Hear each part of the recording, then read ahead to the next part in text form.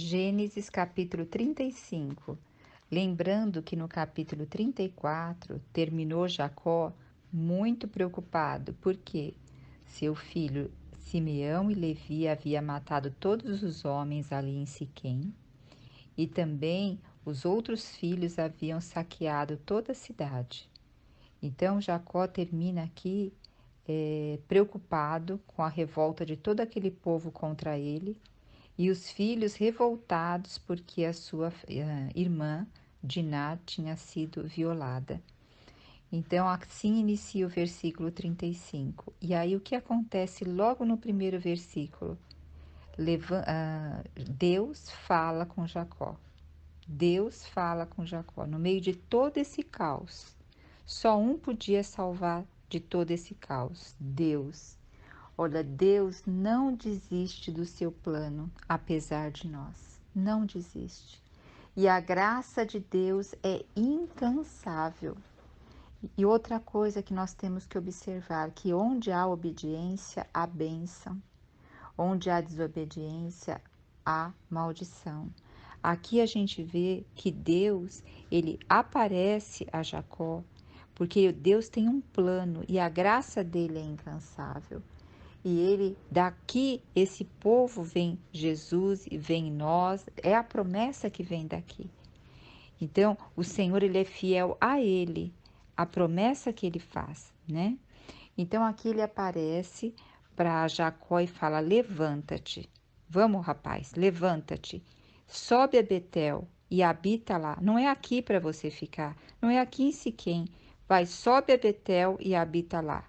Em Betel erguerás um altar ao Deus que te apareceu quando fugias da presença de teu pai.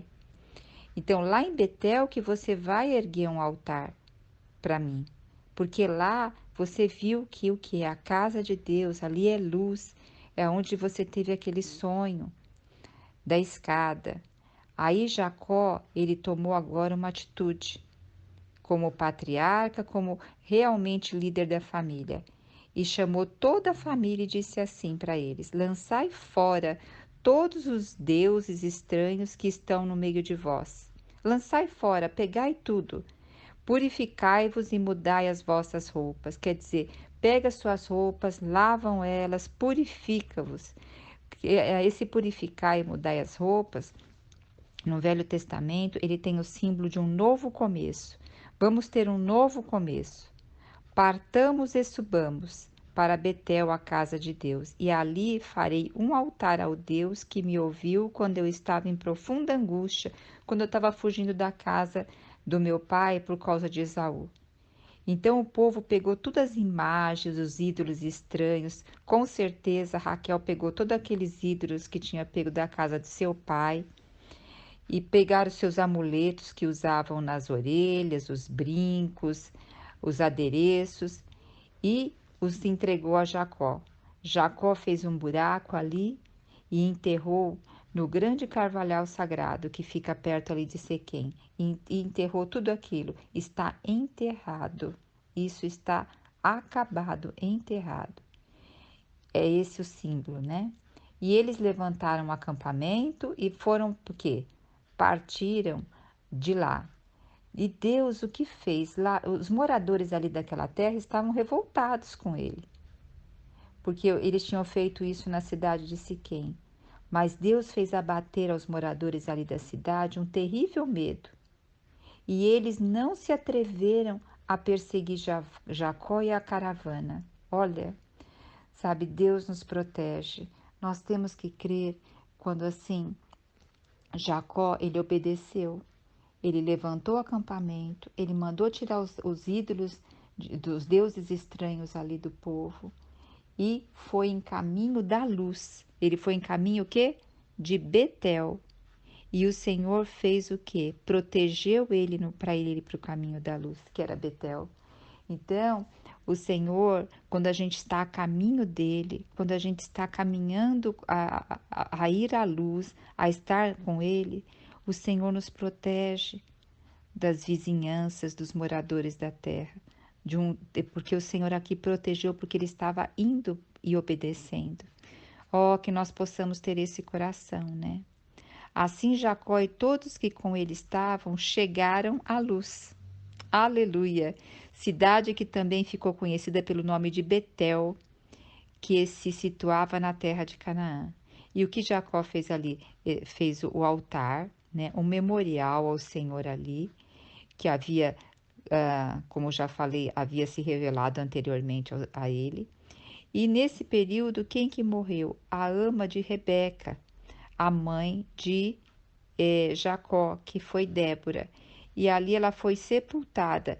Nós não sabemos se Rebeca já estava viva ou não, a Bíblia não relata aqui, tá? Só fala que morreu a ama de Rebeca, que era Débora, e ela foi sepultada abaixo de Betel. Então ela foi sepultada ali. E Deus apareceu ainda novamente a Jacó, quando ele estava ali, e o abençoou e declarou: Teu nome é Jacó, mas não te chamarás mais Jacó. Doravante será Israel, tanto que é chamado de Israel até hoje. Deus agora está confirmando para ele: olha, o teu nome é Israel. E Deus afirmou a Jacó: Eu sou o Deus Todo-Poderoso.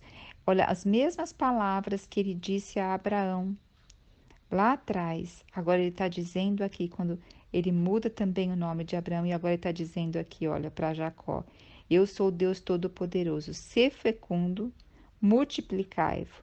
Uma nação e uma assembleia de nação nascerão de ti, quer dizer, será Israel, e outras nações dos seus filhos das tribos nascerão de ti.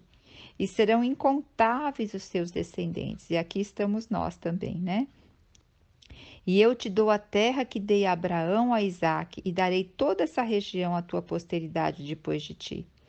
Você vê que a aliança do Senhor nesse aspecto, ela é unilateral.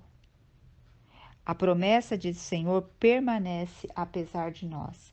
A graça do Senhor permanece apesar de nós. Contudo, se nós queremos desfrutar de bênção, as bênçãos, nós temos que obedecer. E quando eu falo bênção aqui, são as bênçãos nos lugares celestiais, né? E quando terminou de profetizar, Deus elevou-se do lugar onde estivera falando com Jacó. Então, ali Deus, em forma, a gente não sabe, em forma de um anjo, que foi, ele falou aqui. E ele se elevou depois. Então, Jacó teve experiências maravilhosas com Deus. Então Jacó escolheu uma pedra e ali o que? Fez um marco aonde confirmou o nome de Betel, o lugar de Deus onde falou com ele, né? E aí depois Jacó e sua família continuaram partindo de Betel, e quando faltava uma pequena distância para chegar em Efrata, Raquel começou a ter a dor de parto, né? E ali ela padecia muito para dar à luz.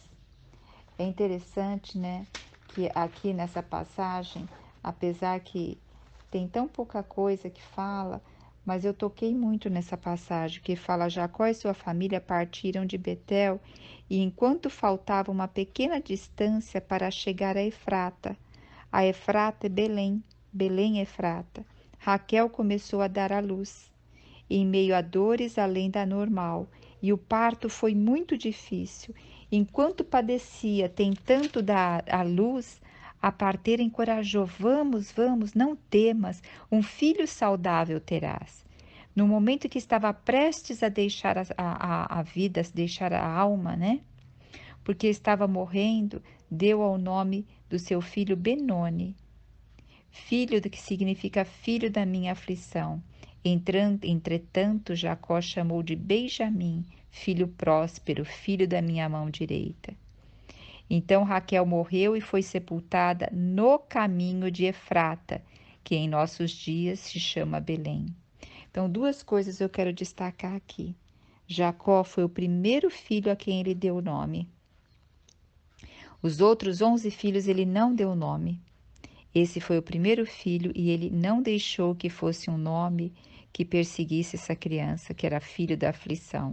Pelo contrário, aquele foi filho da prosperidade da minha mão direita. E hoje Jerusalém fica na tribo de Benjamim. Jerusalém é ali em Benjamim. Olha que rico, né? E o que me toca muito aqui? que depois fala que Raquel foi sepultada no caminho de Efrata, que em nossos dias se chama Belém. Lá em Miqueias 5:2 diz que Belém Efrata é de onde veio o rei Davi e de onde também nasceu Jesus.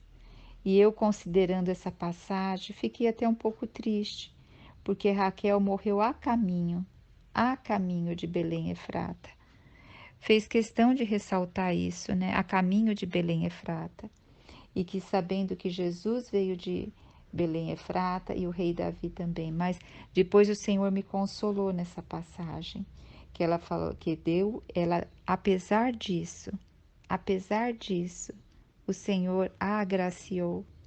Ela deu à luz no meio de dores anormais. Padeceu para dar à luz, mas ela deu à luz a um filho saudável e ela deu à luz a Benjamim, onde hoje nós temos a capital Jerusalém. Então, aqui é um sentimento meu, não li em parte nenhuma, é somente um sentimento.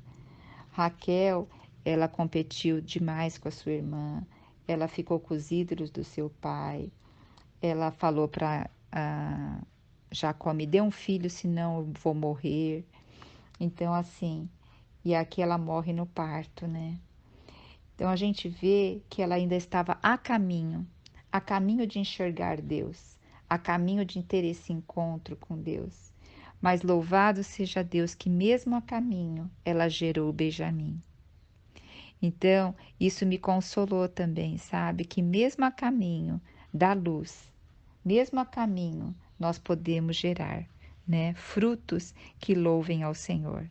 E Jacó ali, o que que ele fez? Ele erigeu um túmulo para Raquel, que até hoje é conhecido até nos dias de hoje. E interessante que depois que acontece isso, o versículo 21 fala: depois Israel partiu dali. Não fala Jacó, fala depois Israel partiu dali. Tem muito significado, porque até agora foi falando Jacó, depois vai voltar a falar Jacó, né? Mas aqui está falando da mudança, porque imagine, Jacó estava sofrendo dores, era a esposa que ele mais amava, ele ganha um filho, mas perde a esposa da esposa que mais amava. Por meio dessas dores, o caráter dele estava sendo trabalhado. E ele percebendo que ele tinha o que ter um coração voltado a Deus. E por meio dessa dor, Deus pôde chamar Israel, né, trabalhando na vida dele. E ele levantou o acampamento e se foi, né? Aí depois vai falar sobre os filhos de Jacó, vai falar de cada esposa e de cada serva, concubina, os filhos que teve. E mostra aqui que teve 12 filhos, né? E aí, depois do que nós vemos aqui? Será que não, acho que eu não pulei nenhuma parte aqui, não. Aí depois nós vemos o que? A morte de Isaac. Mais tarde, Jacó foi morar junto a seu pai Isaque em Manre, próximo de Quireate. Então você vê, era esse o lugar que o Senhor tinha falado também para ele ter voltado, para voltar para a casa dos seus pais. Aí mais tarde ele foi para lá, esse lugar também chamado de Hebrom, onde Abraão e Isaque tinham morado. Olha que rico. Então ele voltou aqui para a casa dos seus pais. E Isaque, seu pai, faleceu com 180 anos. Lembra quando o Isaac foi dar a bênção, que chamou Esaú e falou que ia dar a bênção para ele e tal, para ir pegar uma caça e fazer um ensopado para ele? Porque ele achava que ele já estava velho, não enxergava direito e ia morrer. Olha, ele não morreu. Olha, se passou todos esses anos. Jacó voltou para casa e agora Isaac morre com 180 anos, mais velho ainda que Abraão, com mais idade. E expirou e ele morreu ali. E quem enterrou ele? Quem sepultou ele? Esaú e Jacó cuidaram ali do seu sepultamento, mostrando dois irmãos, né? Juntos os irmãos e fazendo ali o fechamento ali da da morte do pai. Tudo indica em harmonia, né? E eu gostaria de ressaltar um item que eu acabei pulando. No versículo 22, diz aqui que no tempo em que Israel habitava naquela região, Ruben, o seu filho primogênito, filho de Lia, o que que ele fez? Ele coabitou com Bila. Bila era a serva era serva de Raquel e concubina de Jacó. E o que Jacó aqui ficou? Jacó ficou muito irado, mas a gente vê que ele não tomou nenhuma atitude, ele só ficou irado. Nós vamos ver o resultado disso daqui depois em Gênesis 49. Quando Jacó vai dar a bênção, ele fala que Rúben perdeu a primogenitura por conta disso que ele fez. E também nós vamos ver que Simeão e Levi também vão perder por causa deles serem sanguinários. Então, isso nós vamos ver mais para frente o que aconteceu. O que nós devemos aqui focar é que o Senhor não desiste de nós, apesar da nossa desobediência, e que a graça de Deus é incansável.